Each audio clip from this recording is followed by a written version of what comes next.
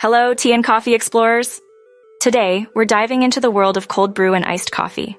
What's the difference, and how can you make these refreshing drinks at home? Let's find out. First up, cold brew. Mix 1 cup of coarsely ground coffee with 4 cups of cold water. Steep in the fridge for at least 12 hours, strain, and voila.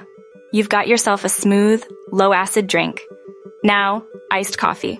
Brew your coffee hot, let it cool, then pour it over ice. Add sweeteners or milk if you like.